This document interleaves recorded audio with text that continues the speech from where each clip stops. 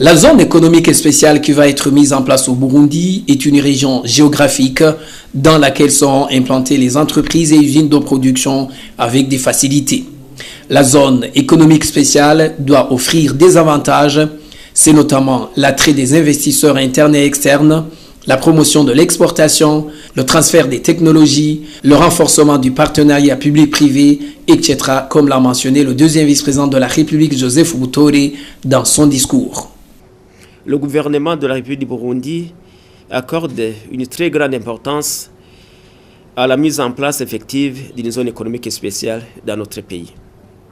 Elle fait partie des priorités du gouvernement dans sa vision de développement industriel de notre pays.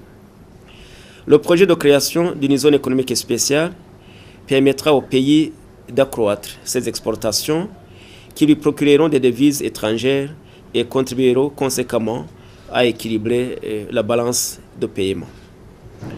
L'implantation d'une zone économique spéciale au Burundi a pour but également de contribuer à la création d'emplois dont les Burundais ont tant besoin.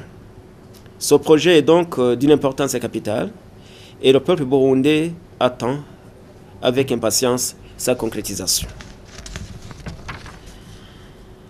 Le gouvernement de la République du Burundi analysera avec intérêt votre rapport avant de faire les siennes les recommandations qui en sont dégagées et fera tout pour que ce projet soit traduit dans les faits pour le bien-être de notre population.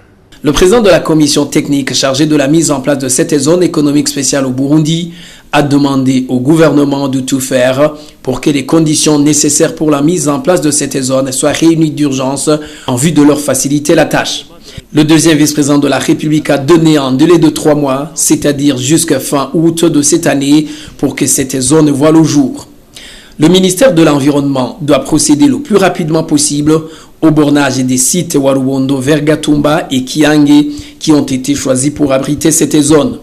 Ces sites ont été choisis parce que stratégiques par rapport à l'aéroport et au port de Bujumbura en termes de transport international des marchandises, mais aussi l'Est de la République démocratique du Congo constitue un marché potentiel.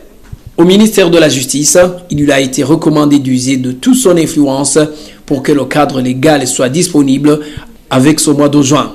Enfin, au ministère de l'Énergie, comprenez que le courant électrique est une condition indispensable pour cette zone, a dit le deuxième vice-président de la République, Joseph Butore.